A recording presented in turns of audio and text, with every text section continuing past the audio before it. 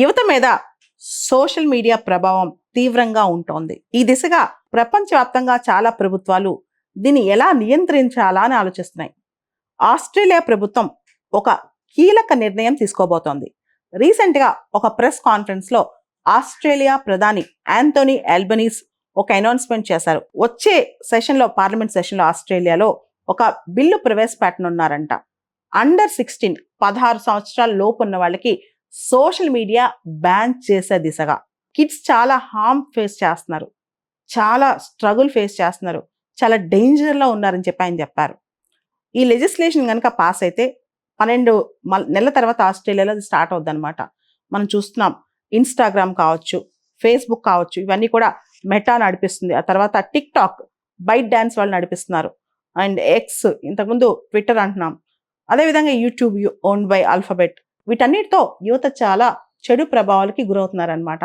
మనం ఫ్రాన్స్లో చూస్తే దాదాపు ఇలాంటి ప్రపోజలే ఫ్రాన్స్లో కూడా చేశారు. అండర్ 15 వాళ్ళకి కంప్లీట్గా బ్యాన్ చేయాలని.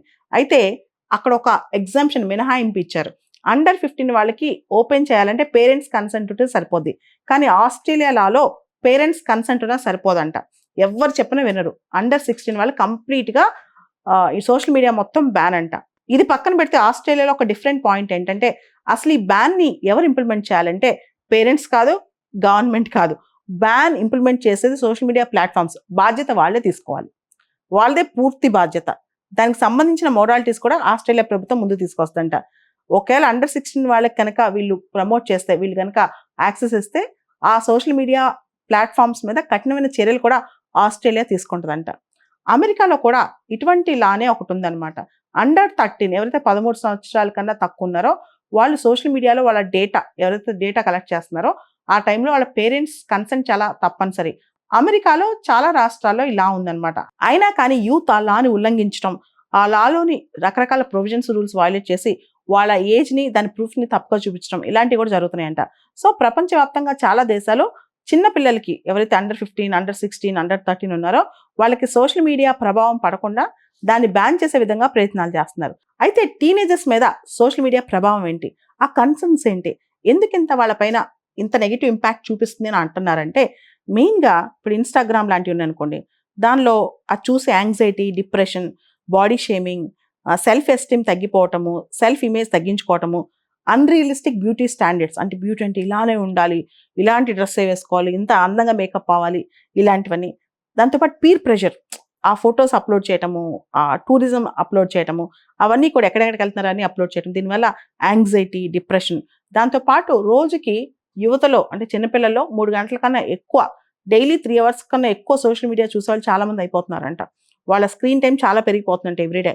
దాంతో ఎమోషనల్, సైకలాజికల్ డిఫికల్టీస్ వస్తున్నాయి వాళ్ళకి. అంటే మానసికమైన ఆరోగ్యం పాడవుతుంది. దాంతోపాటు ఫిజికల్గా కూడా వాళ్ళు life style diseases, sedentary life style వల్ల చాలా డిసీజెస్ వస్తున్నాయి, ఊబకాయం వస్తుంది. ఇవన్నీ పక్కన పెడితే కళ్ళు పాడవుతున్నాయి. దాని తర్వాత రియల్గా మనుషుల మధ్య ఉన్న ఎమోషనల్ బాండ్స్ పాడవుతున్నాయి, వర్చువల్ రిలేషన్షిప్స్ తయారవుతున్నాయి. రీసెంట్గా అమెరికాలో ఒక ఎపిసోడ్ రీసెంట్గా బయటకు వచ్చింది.